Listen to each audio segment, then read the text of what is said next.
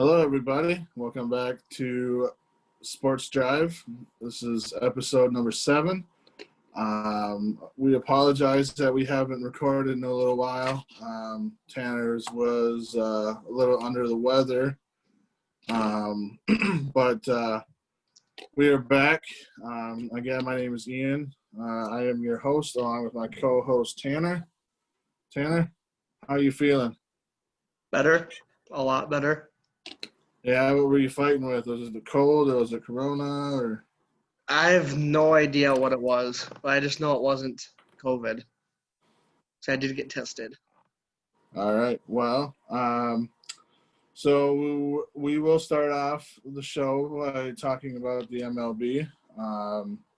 Game 6 of the World Series was last night between the Dodgers and the Tampa Bay Rays. I know that you're disappointed.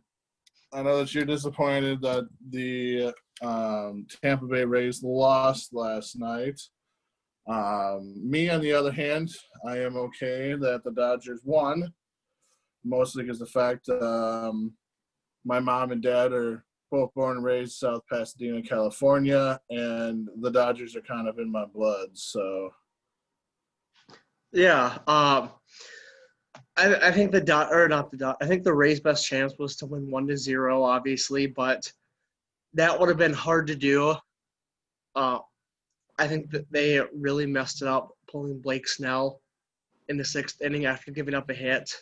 And they bring in Nick Anderson, former Twins reliever, who set the postseason record for coming in that game. It was a run given up in 7 straight games. He didn't have his stuff.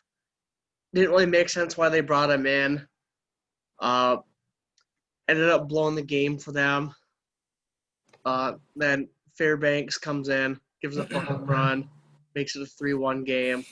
Dodgers just kind of took over once Blake Snell was pulled. yeah, and I have to give it to that Dodgers organization, man. Making the trade for Mookie Betts was big for them. Bringing in a guy like that who is a 5-2 player who can play defense, hit the baseball, and steal a base. You can't – it's hard to beat a team like that when you have him hitting the top of your lineup. So, well, props to the Rays organization for making that trade for Randy Arozarena at the beginning of the year, giving up just some mediocre left-handed pitcher for what's now probably their franchise cornerstone player. yeah. He's a young guy who's going to be very good for that organization for a very long time. Yes, he actually set the postseason record for most hits and total bases in a single postseason. So, yeah, safe to say he to carried the Rays hitting-wise, and Blake Snell definitely carried them pitching-wise. Yeah, Blake Snell is amazing. He always has been. I mean, he's still a young guy too. So,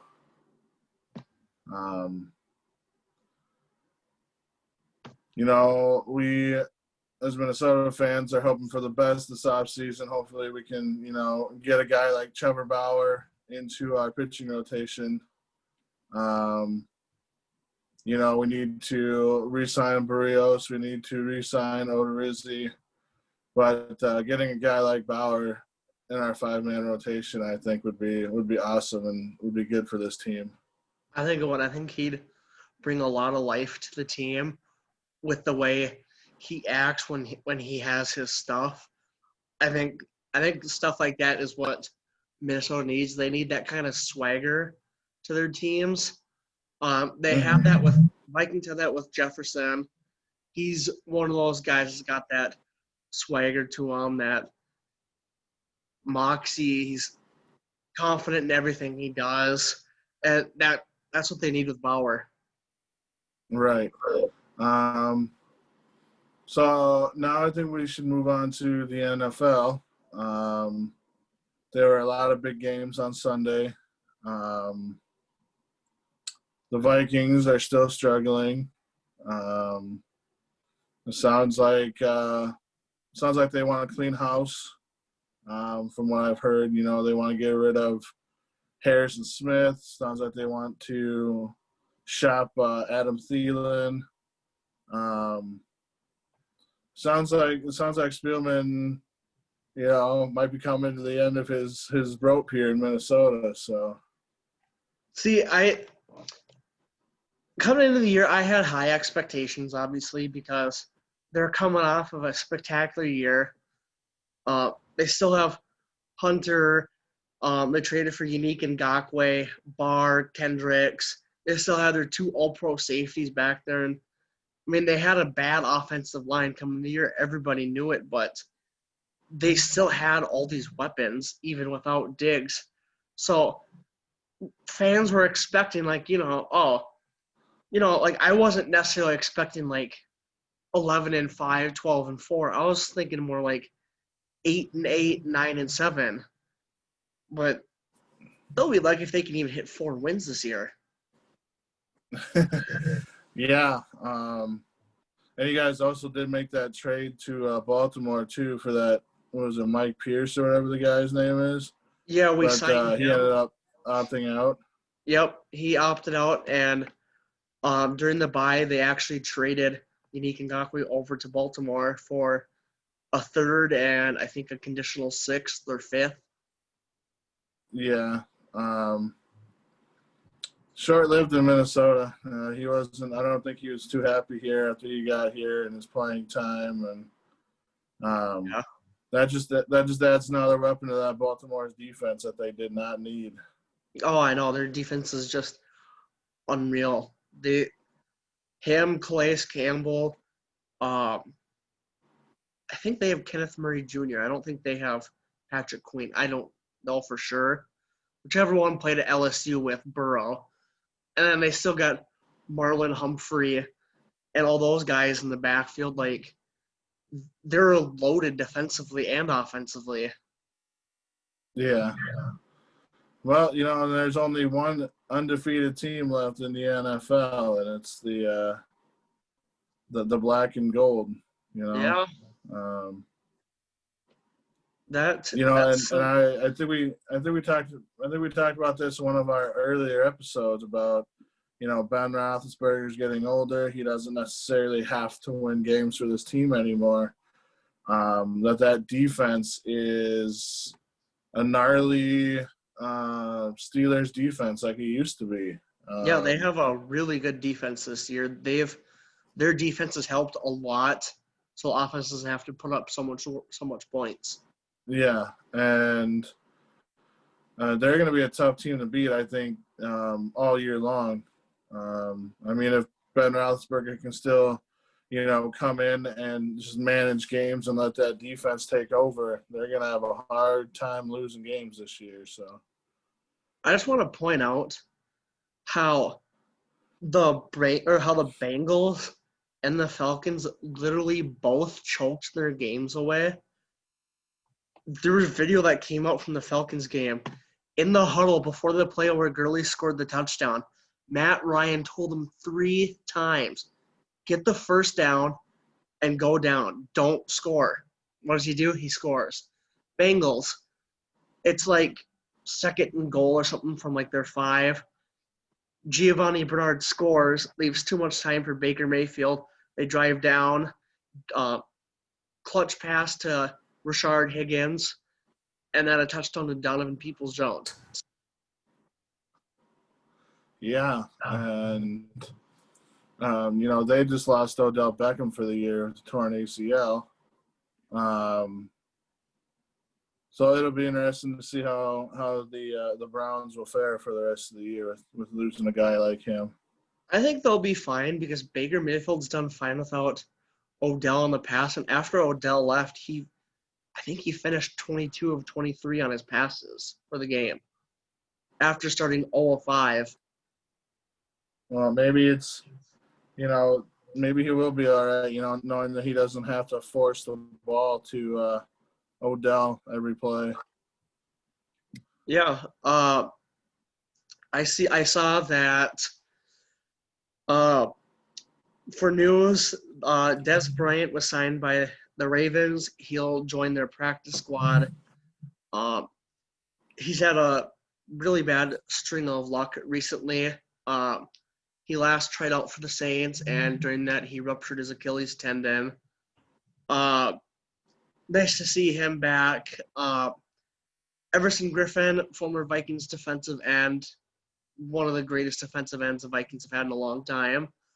He was traded to Detroit from Dallas for a conditional 6th-round pick. Washington football team linebacker John Bostic is unlikely to be suspended for his hit on Andy Dalton Sunday that got him ejected for targeting. Andy Dalton was slid late, and Bostic couldn't really pull up, and he hit Dalton in the head, giving Dalton a concussion. Ron Rivera finished his last round of chemo. Unknown if he's cancer-free or not. I haven't heard. It's a good sign that he finished his last round, though. Safety Eric Reed declined a contract from Washington. Him, along with Colin Kaepernick, were among the first two to start the kneeling with the NFL. Kaepernick has said that him and Eric Reed have been blackballed, but Eric Reed has been on teams, and he was just offered a contract. So, I mean, they have a point, but at the same time, Eric Reed can't talk because he just got an offer. Jets are reportedly shopping anybody and everybody that has any kind of value outside of Darnold and Mekhi Becton. The biggest name was their first-round pick last year, Quinnen Williams. The Patriots are shopping Stephon Gilmore. And as you said, the Vikings are shopping Harrison Smith and Thielen.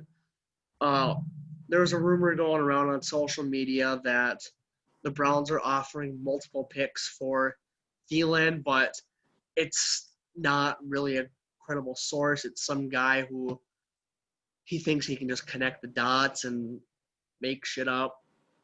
I don't know.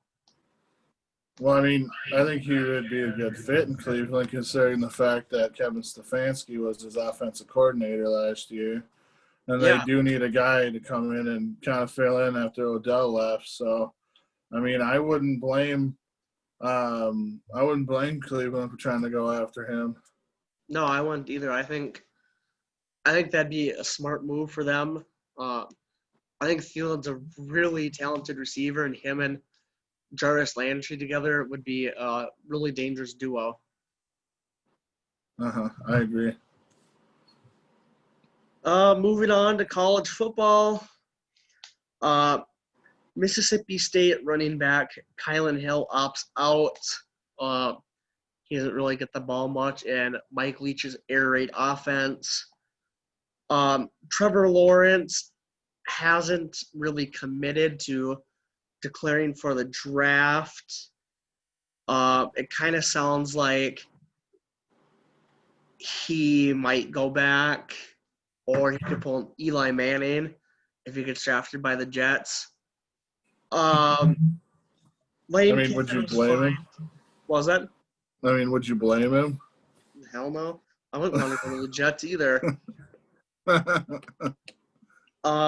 Ole Miss head coach Lane Kiffin was fined $25,000 for ripping officials. The East-West Shrine Bowl, which has been going on for years and years and years, was canceled for the first time due to COVID. Historically black college and university, Bethune-Cookman is the first school to cancel all 2020 sports due to COVID.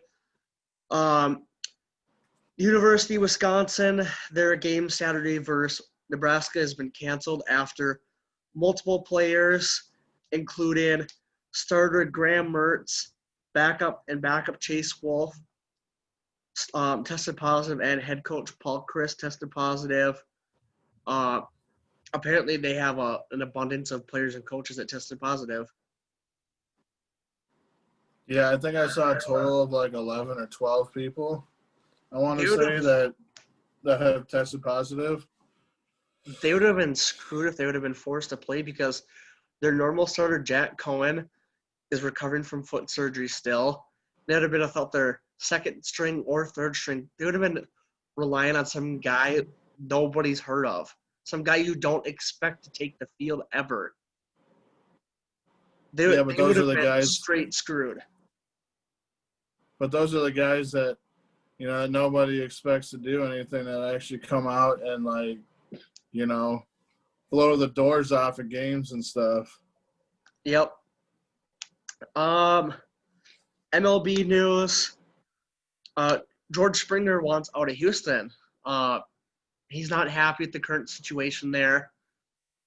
Not sure what happened that made him want out, but he's not happy. He wants to be traded.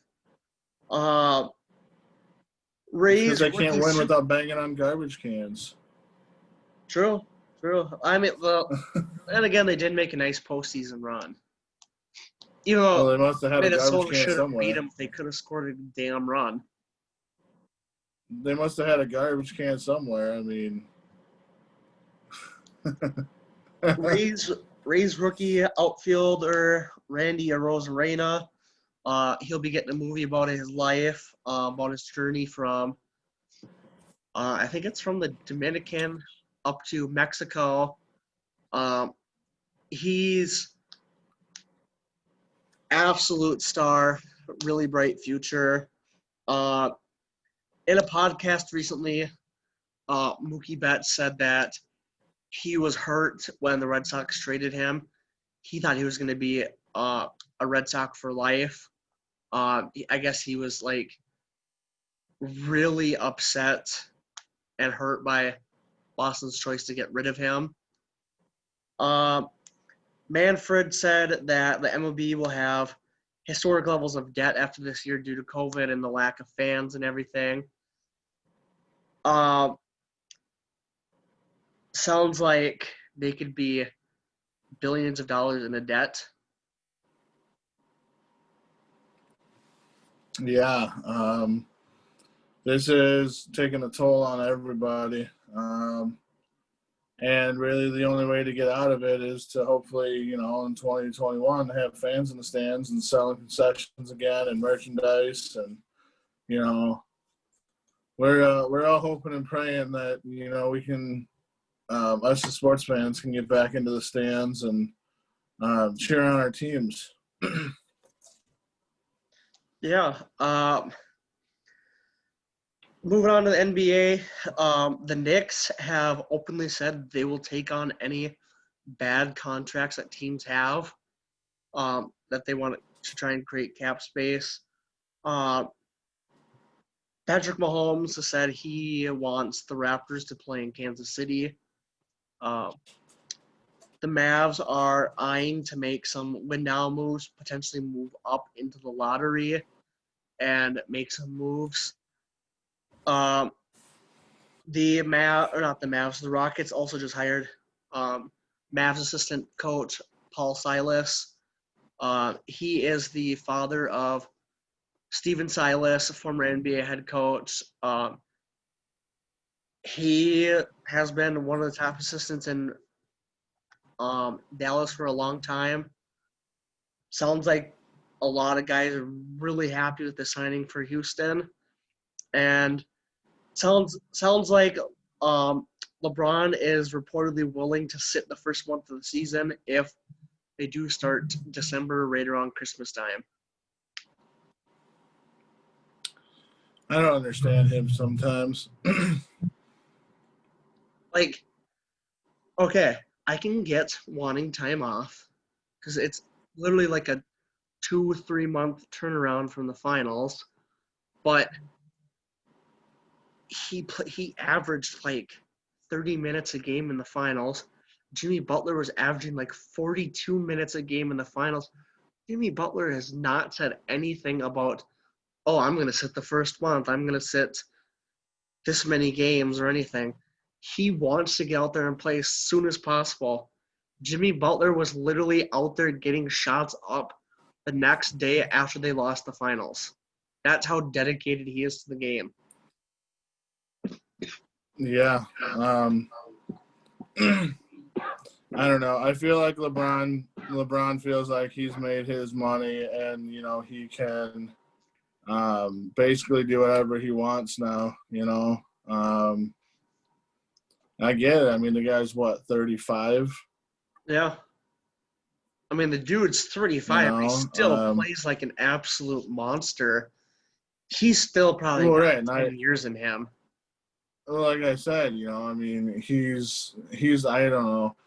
Part of me feels like he's just being a baby, and then another part of me, feels like he's earned it to, have his rest and have his break. But that's your team. You're supposed to be the leader of that team, and the young guys see it as, oh, he can do it. Why can't I do it too? Yeah, it sets a terrible example for young kids who look up to him. Like, right.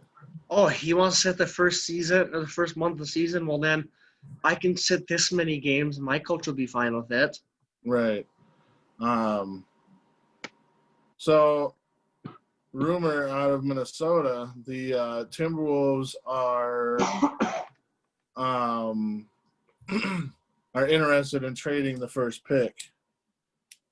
I've heard multiple trade offers, rumors saying that, they want to trade their first round pick to Phoenix for Devin Booker.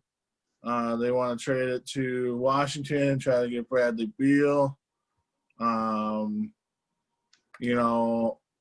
I feel like they should keep it and go after Ball, but that's just me.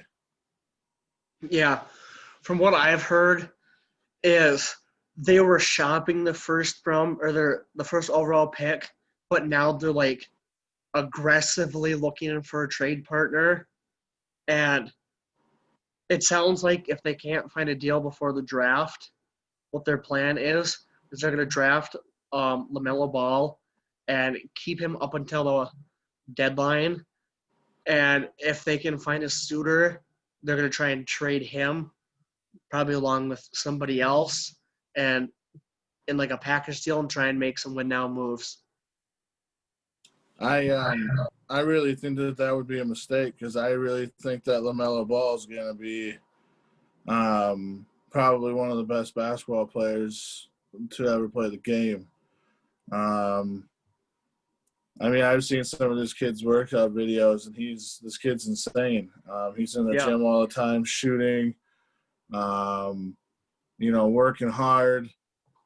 The only thing I wouldn't really want to put up with is his dad. So, I mean, you haven't really heard from his dad in a while. I think the last time I heard anything about his dad was during this pre-draft process. One time, saying that he thinks LaMelo's going to be a Hall of Famer. Stuff a dad would normally say to hype up his son. But after like year 2 with Lonzo, you didn't really hear anything about LeVar anymore. Like, he stopped talking. Well, I think he's realizing that his son Lonzo really isn't the best basketball player in the world. He's just a mediocre basketball player. If Lonzo could just fix that ugly jumper, he could have such a nice shot, and he could be really good. I love LaMelo's jump shot. He's so fast too. He is. I think LaMelo should be the clear-cut one pick for them. If they don't go LaMelo, my next choice would be James Wiseman. Yeah, I've seen some videos and some pictures of him. He's put on some muscle since he's been training and working out and doing stuff like that. So I do not want that kid from Georgia. No. He's not a very good shooter. I think he shot like 28% from 3. And that's not what they need. I mean, Well, you put what? James Wiseman at the 5, and then Towns at the 4. Cat at the 4. Then you could have Okogie, probably Culver, and then, well, or Beasley if they resign Beasley, and then Russell. Yeah, I would love to have Booker on this team. I think his shot making ability and his scoring, I think, would fit in very well with this squad. And if you have him starting alongside of Josh Okogie, you really don't necessarily need him to play hardcore defense, because you still have Josh Okogie, who will be like the Trenton Hassel that Minnesota used to have. So yeah, and it'd be, well, also I've heard that Josh Okogie's like really improved his shooting. I'm kind of excited for this, almost this bubble thing of the loser teams to start, if it's still going to start, obviously. Because if I want to see if Okogie's jumper has truly improved as much as they say it has. Because if it's improved and he can be a legit scoring option, if they were to get Booker and they had him, Russell, Booker, and Towns, that could be a hell of a team. yeah, and still be able to keep Beasley like coming off the bench, or still have Wancho and the other players that they have on their bench. I think they'll be a dangerous team, and I think they could be on the bubble of a playoff. Will be a bubble playoff team. This new bubble thing, or whatever it is they're working on, right now, Wancho and Towns are the only Timberwolves players not involved. Wancho's working on a movie called Hustlers with Adam Sandler, and Towns is just pretty much out enjoying life with his girlfriend. Yeah.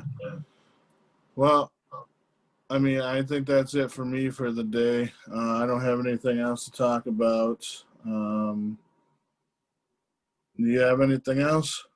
Oh, I want to add in that last night, apparently, Ken Rosenthal reported that in the second inning, the results for Justin Turner's COVID test came back. His second one, and that came back positive. He had a positive Monday and yesterday, and they allowed him to play 5 more innings, and then he was out on the field celebrating, most of the time without a mask, too. And the fact they even allowed him to play after a first positive test is terrible. And Manfred should have stepped in and done something, but of course he didn't, because he's the biggest pushover of all the commissioners in sports. Honestly, I think the MLB needs a new commissioner. Manfred's just terrible. But yeah, and I think with him, it's not about player safety. I think with him, it's just about making money. Yep.